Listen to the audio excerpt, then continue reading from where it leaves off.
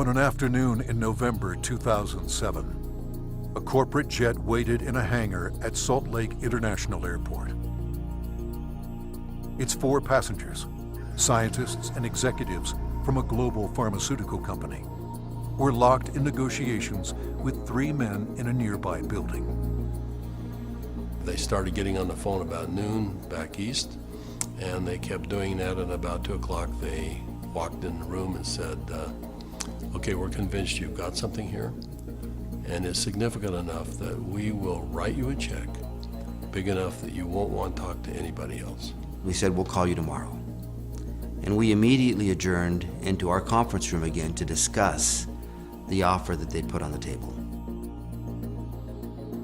How these men came together and the decision they made that day is the story of ASEA's genesis.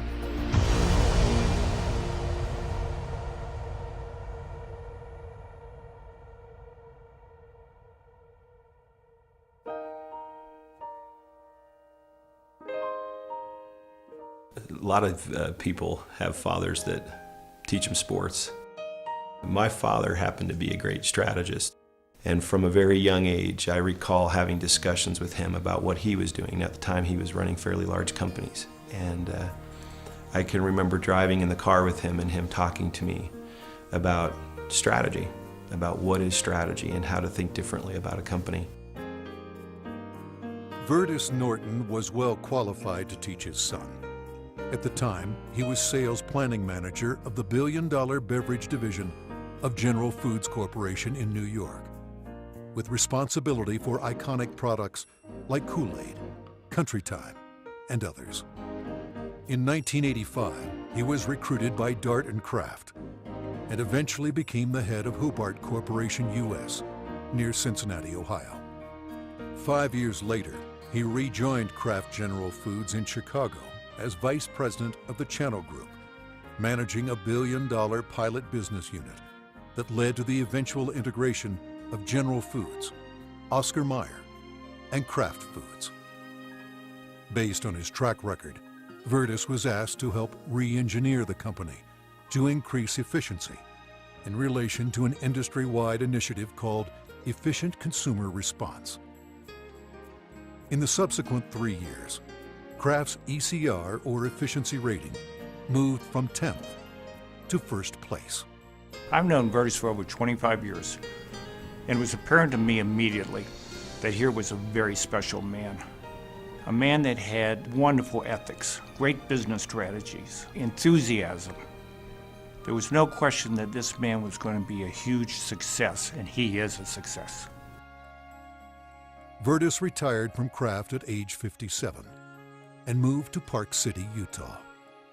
We thought he would take retirement seriously. He did not.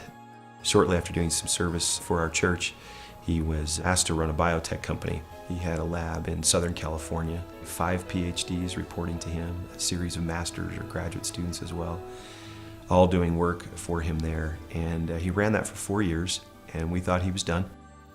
But Vertus Norton was not done.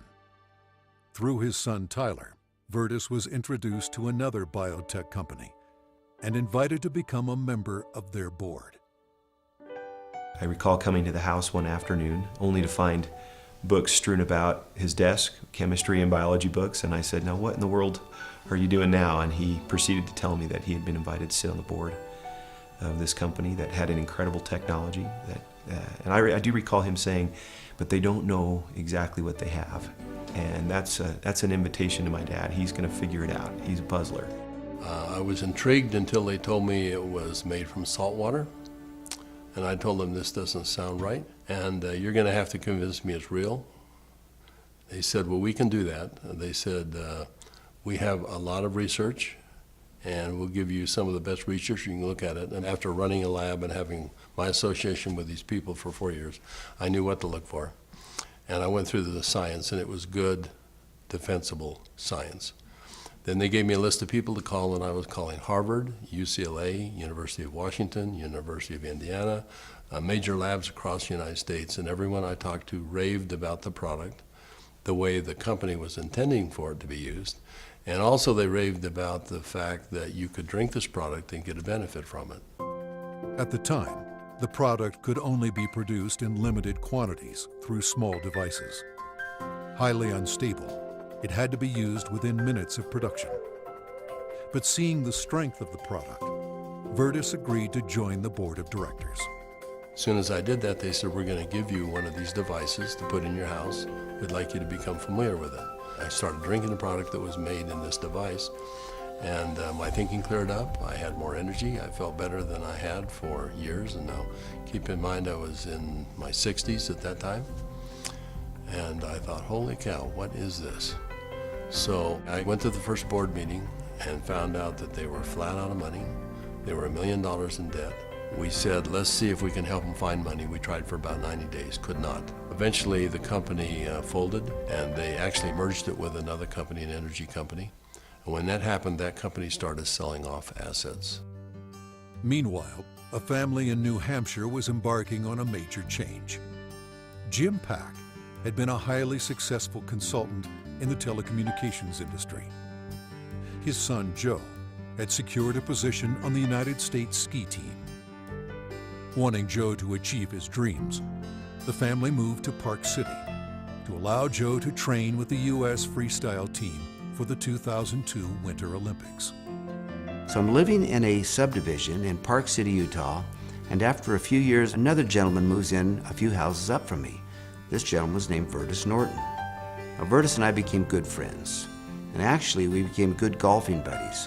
I quickly came to realize that Virtus was something special in terms of his training, his business skills, his analytical ability, his integrity.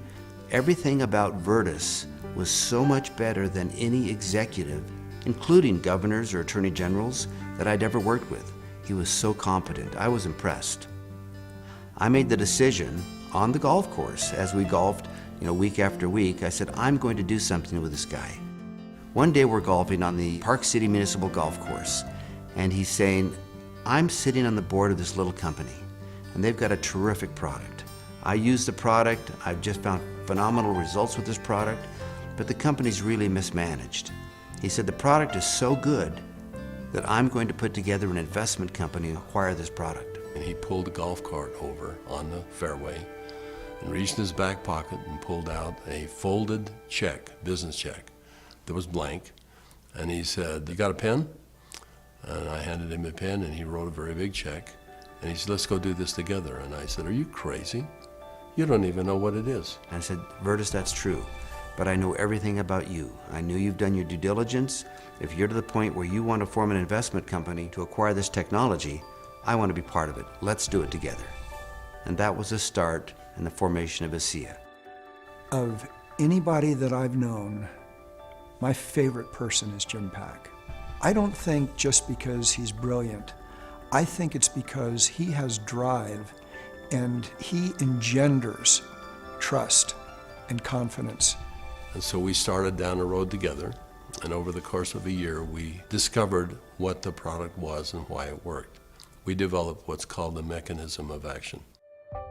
They discovered the product was based on redox biochemistry, a new field of science that emerged near the beginning of the 21st century. Redox signaling is a function central to all forms of life. Redox signaling molecules are created within every cell of the body and are vital to the immune system and to cellular repair and replace mechanisms. As one gets older, the body's ability to make these molecules decreases, a function of aging. The product provided a replenishing source of the exact redox signaling molecules the body creates, and in the same balance, enhancing cellular health. Knowing the product's shelf life was essential, Virtus and Jim challenged a team of researchers, including Dr. Gary Samuelson, to find a way to stabilize the product. We didn't know if it could be done, and we bought some equipment and kept making product over and over and over again, and we'd run it through the computer. And finally, after months, he finally came in and said, I think I've got the product stabilized. And we started testing it and found out that he had, in fact, stabilized the product. After stabilization had been achieved, Virtus and Jim met with a group of university scientists. We had told them that we had stabilized this mix of molecules, and they said, no, it can't be done. And we said, no, we have done it. And they said, no, it can't be done. And they were so adamant that they were slapping the table. And we said, well, wait a minute. We'll come back tomorrow and show you the product. So we took the product back the next day. Said, this is stabilized redox signaling molecules, both positive and negative molecules in the same bottle, stabilized. And they said, how in the world did you do this? So one of the big breakthroughs is the fact that we can stabilize molecules that you're not supposed to be able to do that. The molecules in ASEA are supposed to be fleeting. They should all return to salt and water in just a matter of minutes, and they don't. Meanwhile, Vertus's son Tyler had arrived at the pinnacle of his career in the financial services business. His father took occasion to explain to him the technology he and Jim Pack had acquired. He said to me, this is the product. He reminded me it was made from salt and water, and I was very concerned.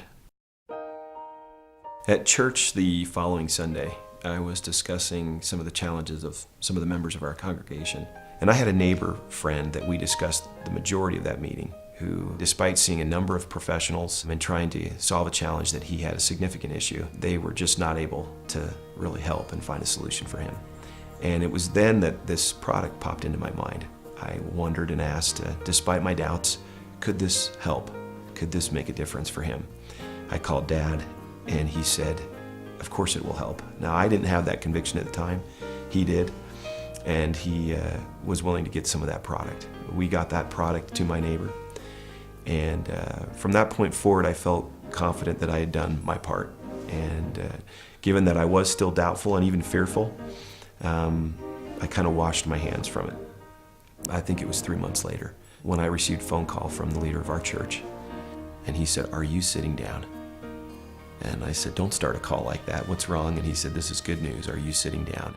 He proceeded then to tell me that he had just received some very good news, that my neighbor, whom we had given this product to months earlier, had received word that he was in fact improving and had improved a great deal. Of course, the question going through my mind was, well, did he drink this stuff?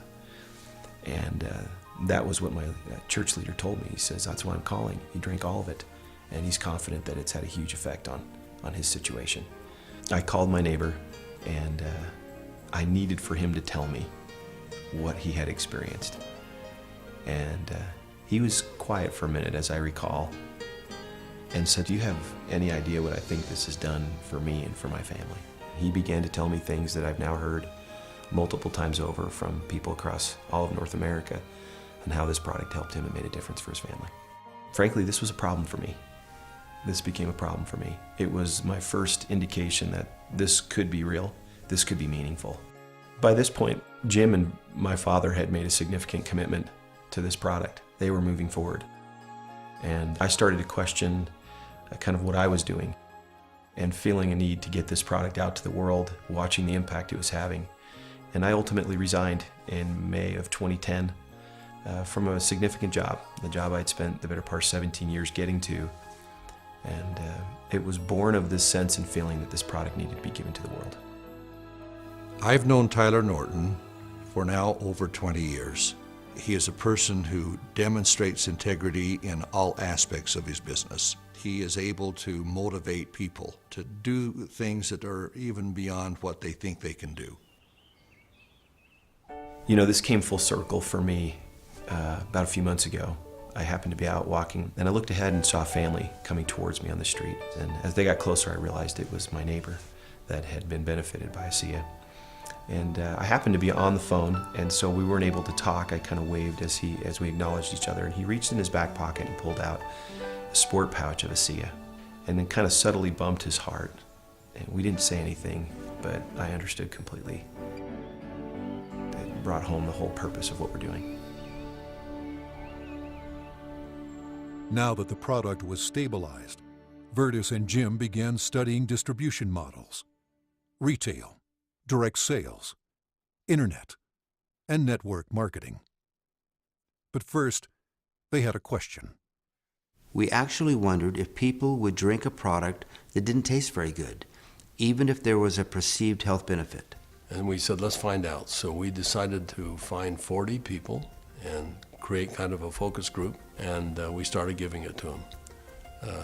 We did that for about 2 months, and we said, let's go out and find out where we are with these 40 people. So when we went out and contacted them, we found out that the 40 people had turned into 135, and the product had been shipped to 20 different countries without our knowing it. And we said, well, we've got the answer we wanted. People will, I think, buy this product. When they determine that there is a perceived health benefit, they'll buy it. But in the meantime, we had contacted a friend, someone that Jim Pack knew and we had played golf with. And he was running a very big pharmaceutical company in New Jersey, about $10, $11 billion. And he finally agreed to send a group of people out and spend some time with us and see what we had come up with. So 4 people flew out on a plane, and we met in the conference room we had on the west side of the city for the better part of a day. We spread out all of the research that we had out on a table. And these gentlemen asked all the right questions. They thoroughly went through all of the science that we had, and as they do that, they'd call back to their headquarters and ask questions. About 2 o'clock in the afternoon, they came to us, and they said, we think you've got something really special here. We're going to write you a check that is large enough that you don't want to talk to anyone else. But there's a catch. And I said, what's the catch? And they said, you've got to shut it down. And I said, shut what down? And they said, you've got 135 people on this product right now, shut it down. People have problems all the time and they deal with them as best they can. You're gonna have to walk away. And that kind of took us back a little bit. In fact, I said, that seems a little harsh to me. And they said, you wanna work with us, you walk away. We said, well, we'll let you know. So we ushered them out of the building and we huddled around the conference table. We came to realize that this had changed for us from a business play to something very important. This was a cause, this was a responsibility. We'd seen too many people helped by this product. We realized that the only option before us was network marketing. And in that conference room on that day, we made that decision to form a network marketing company. ASEA LLC opened its doors for business in July 2009 with just a handful of independent associates. Today, there are tens of thousands, and their ranks are growing exponentially every month. In 2012, the company announced its entry into Europe, the first of many international steps to come.